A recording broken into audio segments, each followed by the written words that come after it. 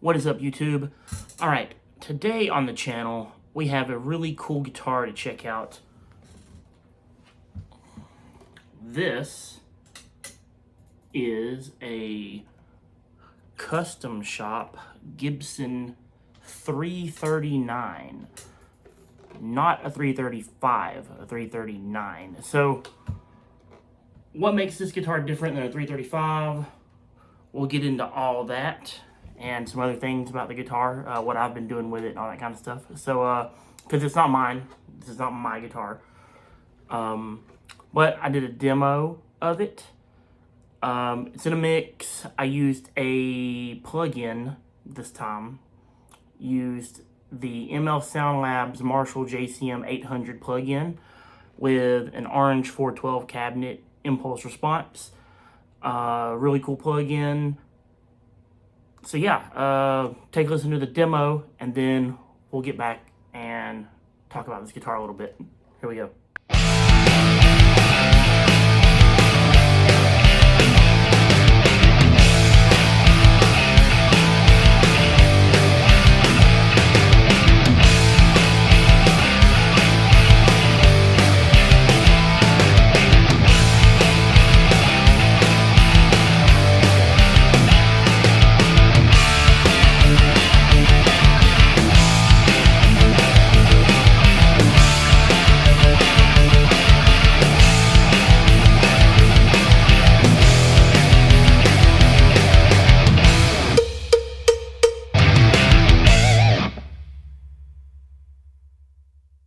Alright, so that's how this ES339 sounds. I really like the way this guitar sounds. I've never been a semi-hollow or hollow body guy. You know, I prefer more of the solid guitars. But this was a really cool guitar though. It had a really cool sound to it. Played really well. So, the guy who owns this guitar, I'm not going to name names or anything, but he's in a full-time band. He tours and everything. He's a singer, and this is his main guitar. And so I was doing some work on it for him. It needed a setup, and it had been rode hard and put up wet, so to speak, and it needed a lot of work, a lot of TLC. So I got it all fixed up and everything for him. I've had it about a week. And I've been playing it because it's awesome. I got to give it back to him tomorrow. So I thought, hey, I'll make a cool video about it and show everybody, you know.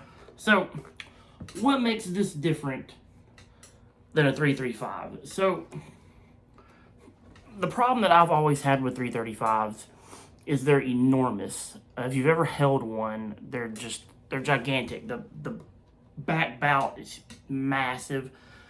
They wear weird to me, like they hang weird on a strap because of how big they are.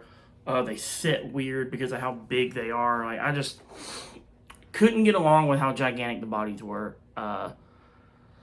So that always kind of turned me off to them. And another kind of side effect of having such a big body is there's a lot more empty space in here to feedback. Which I've always had a problem with like 335s and those style of guitars. So I'm kind of turned off to them. But the 339 is a lot smaller than a 335. It has I measured it earlier. It has a 14-inch bout. So across here it's 14 inches. I think. Again, I don't have a 335 to measure. And I just didn't look it up. But I think 335s have a 16-inch bout, so they're a pretty good bit wider than this is. I like this a lot more. This is like normal size. It's like the same width as a Les Paul is, so it feels very familiar to me. It feels very comfortable to me.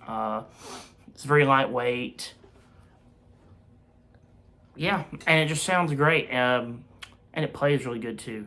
I put a new nut on it, and now it plays really good. The old nut was kind of low and it was buzzing really bad, but just strings, it just wore the grooves out. You know, hundreds and hundreds, thousands of shows that this guitar's had on it. So Now, this guitar is definitely not like a Case Queen guitar. Like I said, the guy that owns this guitar tours, and it's his main guitar, and so this guitar has a lot of miles on it. I'm not sure what year it is. I know that it's made in Memphis, and Gibson doesn't make guitars in Memphis anymore. So I think the last year they made guitars in Memphis is 2014. Somebody can correct me in the comments if I'm wrong, but I think that was the last year Gibson made guitars in Memphis. Now they make all their electric guitars in Nashville.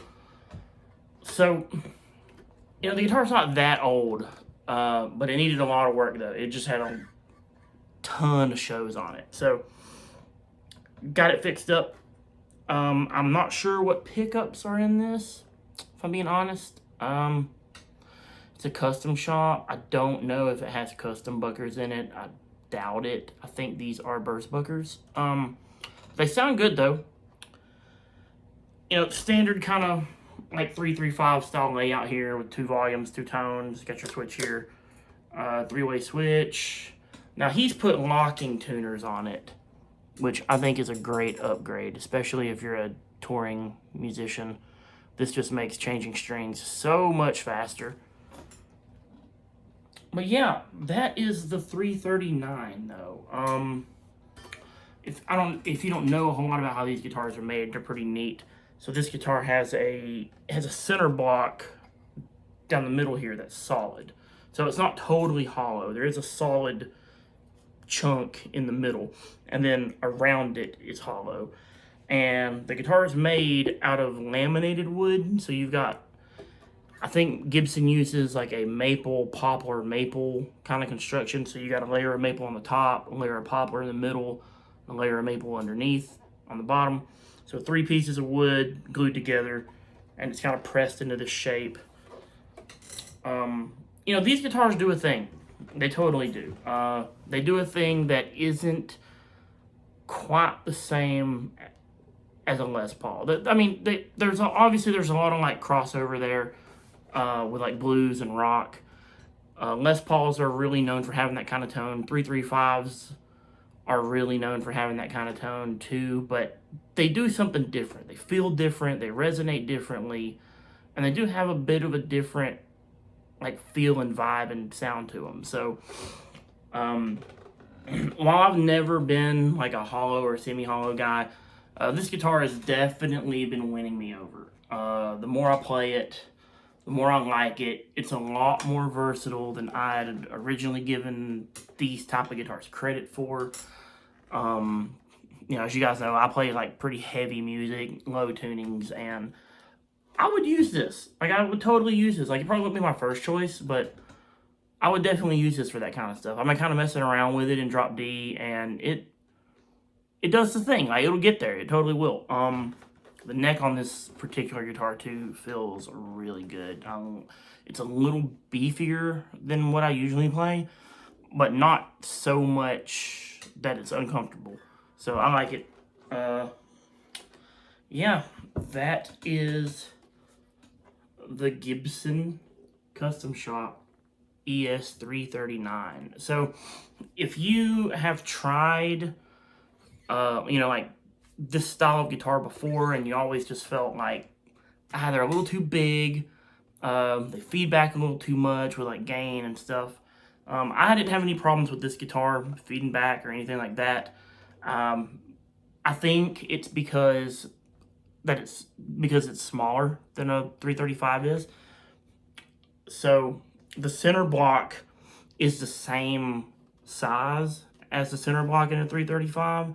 So this guitar is less hollow or more solid, however you want to think about it, than a 335 is, just because the bout's smaller, so there's less empty space in here to resonate and cause feedback and all that kind of stuff. So if you've ever wanted this style of guitar but felt like a 335 was too big, too bulky, like too inconvenient to play and carry around, this might just be the guitar for you right here, the Gibson ES339. So yeah, hope you guys dig it. I think it's a beautiful guitar. I think it sounds awesome and plays great. So yeah, hit the like button, hit the subscribe button.